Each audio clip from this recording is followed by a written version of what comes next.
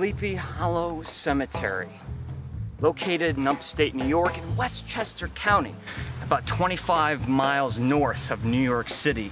I came here to receive a gift, a care package, if you will, from a very special friend. She threw together this little basket of goodies. She knew I was visiting, apparently. Inside we have a bottle of some formulation of liquids. I'm not sure if I will be indulging in that. There is some bones, I guess, just in case I need to appease my appetite. Some form of green vegetation. You know, you gotta get your greens, right? That looks appetizing. But the most important thing inside of this basket, the reason why I truly came here today, is because there's magic in here. Yeah, I'm not kidding. There's magic in the form of candles. You don't believe me? Well, let's take a very close look.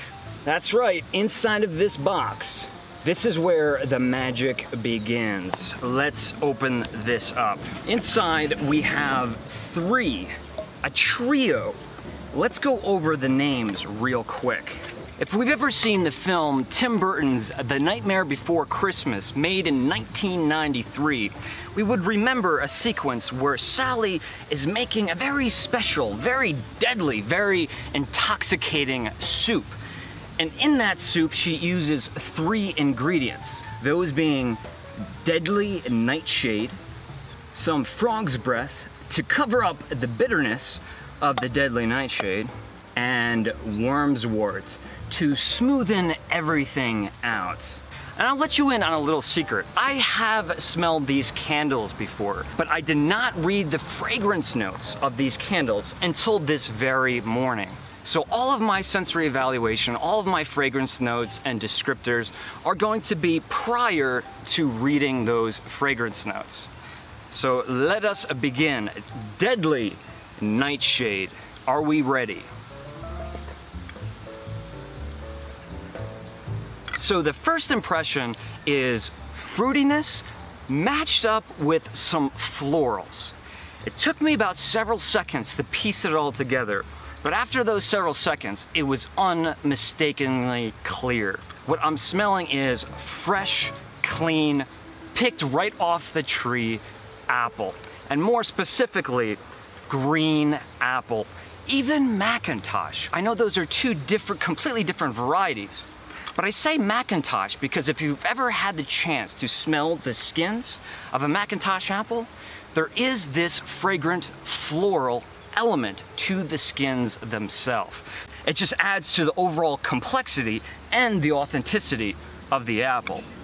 And if you've ever had the pleasure to walk around an apple orchard early in September or late in August when it's still a bit warm, you still get those hot, warm, sunny afternoons. The apples are not quite ripe, and you walk down those aisles of trees. The leaves on the trees mixed with the very fragrant fruit hanging from those branches. There's a little bit of that autumnal, outdoor, of the earth apple orchard in here too. And this is a really sour, bright apple, so I wouldn't be surprised at all if there was a little bit of citrus or lemon to really brighten this up, to give you that perception of sour. And call me crazy if you want. I don't care. But we've all been in that situation where we're eating an apple and we're enjoying it so much that we eat it all the way down to the core, exposing the little stem, exposing the seeds within the apple. This smells like apple core.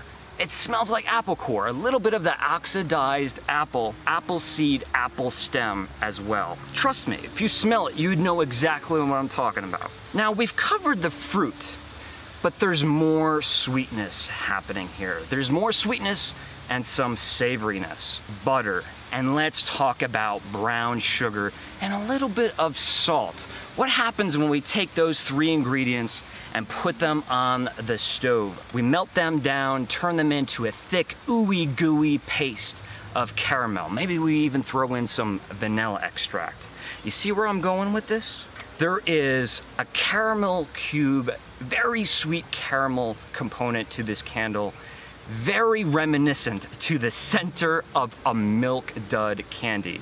That kind of caramel, that kind of sweetness. So obviously we're looking at a caramel, or if you want to say a candy apple. And of course that caramel apple always has to come on a stick. It's a part of the fun. You got to eat that apple off of the stick. Don't lie. Any of us who've ever eaten a caramel apple and finished it, we've always chewed on that stick. We chewed on that stick to savor the remnants of the flavor of that sweet treat that's synonymous with this time of the year. And I am not fooling around with you folks. There is a wood quality to this candle that is reminding me of that little wooden stick. We have a caramel covered green apple with the addition of that stick that's gonna serve as our base note. This is a super delicious, highly nostalgic, very appropriate autumn Halloween themed fragrance. Deadly Nightshade by Scent Pop Candle Company, a part of the Sally's Potion collection. I'm gonna do something a little bit different today. I usually smell the candles on the spot, share my evaluations on the go, but since I've smelled these prior to the recording of this video, I've had a chance to prepare a few extras. So if you want to purchase this candle and pair it with something, a sweet treat, of course you can go easily pick up a caramel covered apple, or even make one in the kitchen. However, there's something else you can do as well. Now, this is a completely unsponsored video, but what I have in my hands is a hot caramel apple cider by Starbucks. Take a look at that. It's not so hot anymore, but inside we have some spiced apple cider, caramel syrup, topped with whipped cream. And once I was drinking one of these and I almost got myself killed. I'll save that story for another time, but let's give this a sip. Oh man, that is a really special thing, and let me tell you why. As authentic and real as this smells, like a caramel covered apple in autumn, this is a bit different. The aromatics and the flavors of this caramel apple cider, it's been years since I've had one of these. It's a slightly different approach. It's weird. It almost has an apple pie spice, aroma, and flavor. Very tart apple cider, very sweet apple cider, but there's almost a baked quality to this as well. Apple pie crust. But when this is really hot, covered with that whipped cream and that caramel syrup, boy, is this a treat. So Deadly Nightshade with Starbucks hot caramel apple cider. I like that idea. It kind of actually woke me up a little bit. Frog's Breath. Interesting name. Perhaps a little bit disgusting and disturbing, especially if you haven't seen the movie. But let's give this one a shot.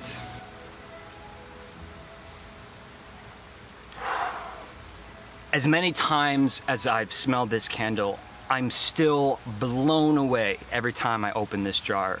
And if you really give it a chance for a little bit of that to blow off, you really will start to see the depth, the complexity of this candle.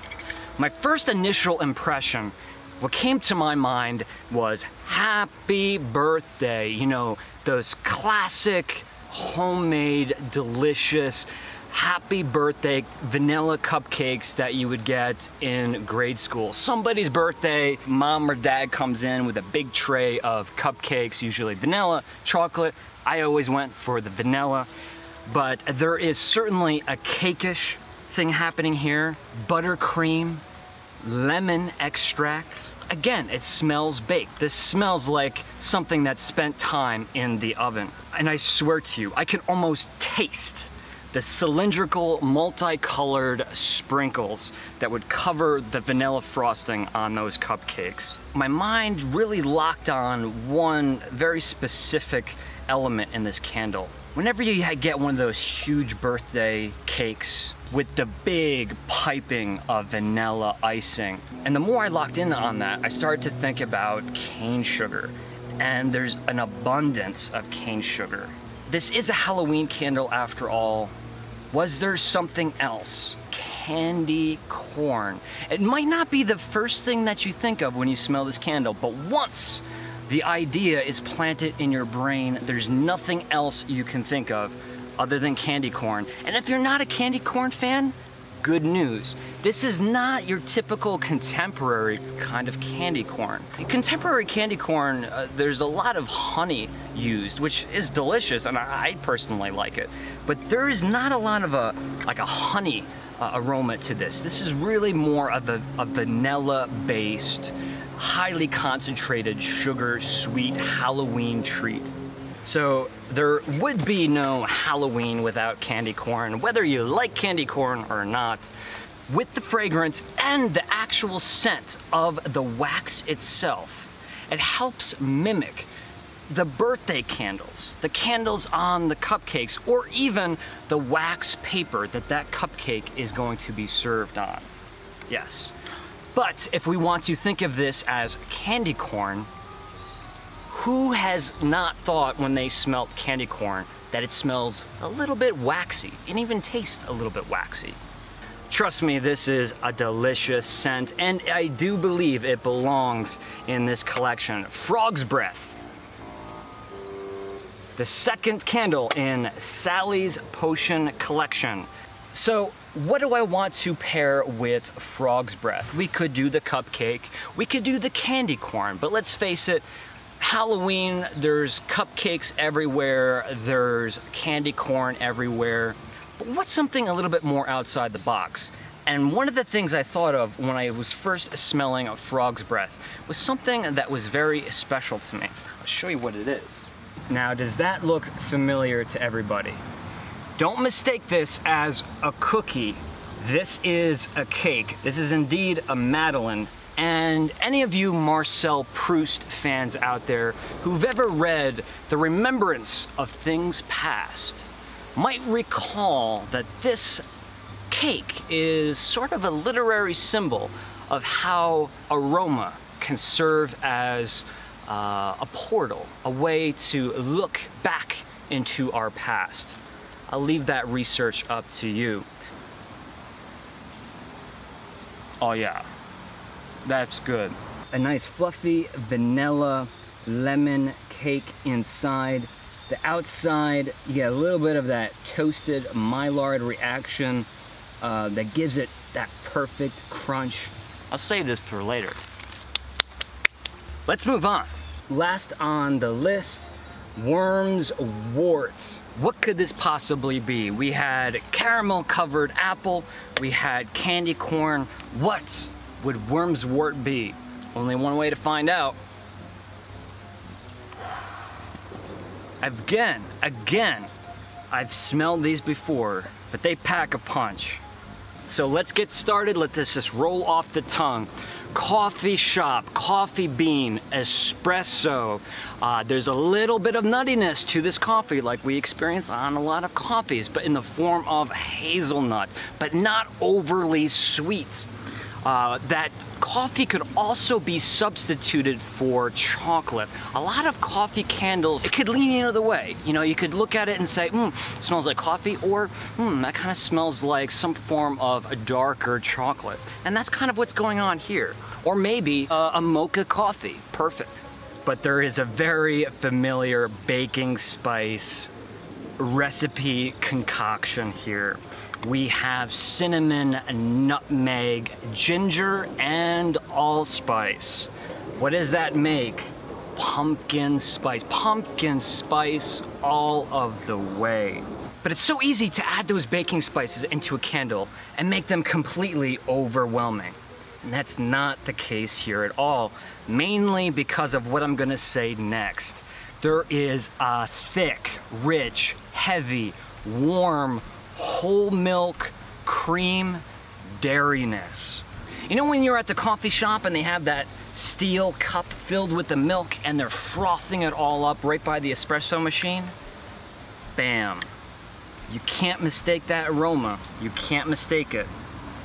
This also smells baked as well. We could easily say this is a freshly baked, hot pumpkin cider donut right off the conveyor belt. We could say this is pumpkin loaf. We could say this is pumpkin bread. And that hazelnut that we spoke about before, you know, kind of helps that out. You know, you have those nutty components in pumpkin bread. But really, if you've been to a Starbucks or any coffee shop in America this time of year, in autumn, in fall, you'll recognize this aroma right away. Super authentic. This is a pumpkin spiced latte. And let me tell you, when I first smelled this, it took me about 4 seconds to come up with that conclusion. And it's done, in my opinion, so perfectly right. Bravo, bravo, Scent Pop Candle Company. There's just one last thing to do now. What are we going to pair with a pumpkin spice latte? Well, let's not get fancy about it. We all know what we want to pair with a pumpkin spice latte. And it just so happens that I have a Starbucks thermos, hopefully still a bit warm, pumpkin spice latte. I have never in my life had a pumpkin spice latte. I swear to you. I swear. This is the first sip, and you're about to witness it.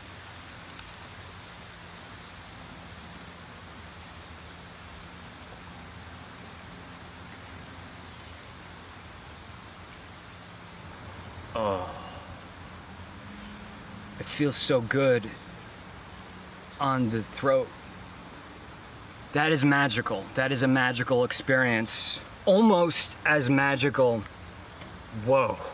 I feel that immediately. Almost as magical as this Sally's Potion collection. Folks, by the time this video is posted, unless you're watching it next year or the year after that, it's really close to Halloween. If you want to get your hands on these, I can't imagine Scent Pop has many more in stock, if at all. So please look them up. All of their information is going to be linked up in the description below. They're an Etsy-based candle company. Very, very fairly priced. Trust me when I say that. These are fun candles. If you have family coming over for the holidays, if you got guests coming over, you don't want to offend anybody with a bold candle. No one's going to be offended by these fragrances. No one's going to be offended by these fragrances. They will put you into the holiday spirit, and not just for Halloween. These create a little bit of a calamity, a collision, if you will. Let's try to burn these for the holiday Christmas season as well. If I'm not mistaken, I think Jack Skellington would do just that. But for me today, that's gonna be it. From Sleepy Hollow Cemetery, New York State, I'm signing out. Thank you for joining me. I always have such a great pleasure bringing you folks here. Happy Halloween, happy hauntings, be safe. And I'll see you guys next time. I'm taking this latte with me. I'll see you guys around.